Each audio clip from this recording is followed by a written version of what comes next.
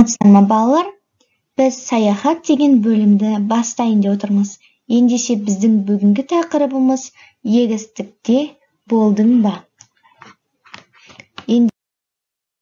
Жұмбақтарды шешейік. Дайынбыз ба? Ұзын мұртты сарылар, қойының да наны бар. Жауабы не балалар? Кәне, ойланайық. Бидай өте жақсы балалар. Ендеше біз екінші жұмбаққа назар аударайық. Шеңбер жасап өседі, желмен бірге көшеді. Кәнекей? Қаңбақ, дұрыс айтасыңдар. Ендеше біздің бүгінгі тақырыбымыз бидай мен қаңбақ. Мысал, өзі қаңбақ болсын, онда қандай салмақ болсын. Тұрақтай алмай тегістікке тірелді бір күні егістікке. Дауыспен бұлай тіл қатты. Сен осы бидаймысың? Бидаймын.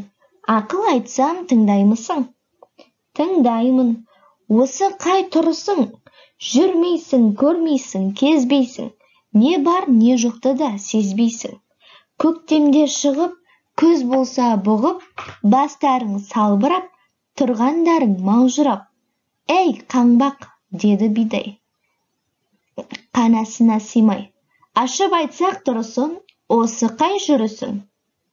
Белгілі тұрағың жоқ, бас түгіл құлағың жоқ. Уф десе ұшасың, суф десе қонасың. Қаңғырған қаңбақсың, кімге тұлға болмақсың? Күні мен түні ұшарыңды жел біліп, қонарыңды сай біліп, сайран салып жүргенің, ал біздің жиғанымыз дән, айналамыз толған ән, абыройда, даңқта, ерлікте, жеңісте, барлығы осы егісте. Бидайдың сөзі осымен бітті. Сөйтіп қаңбақ жөніне зытты. Дұрысын айтқан бидай ма, қаңбақ па, оны өздерің салмақта. Осы мысалдың авторы кім екен балалар? Асқар Тоқмағамбетов. Ендеше Асқар Тоқмағамбетов Қызылорда облысы Тереңөзек ауданында дүниеге келген екен. Ол ақын, жазушы. Оның көптеген шығармалары бар. Диқан сыры, әке мен бала деген сияқты шығармалары өте көп. Ендеше балалар, күн шығыласы ойын арқылы біз бидай мен қаңбаққа мінездеме берейікші. Бидай қандай? Қаңбақ қандай? Ендеше жалғастырып дәптерге жазамыз. Келесі тапсырма.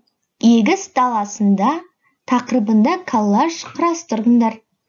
Бұл жерде сендердің шығармашылық қабілеттерің көрінеді. Сендерге ендеше сәттілік.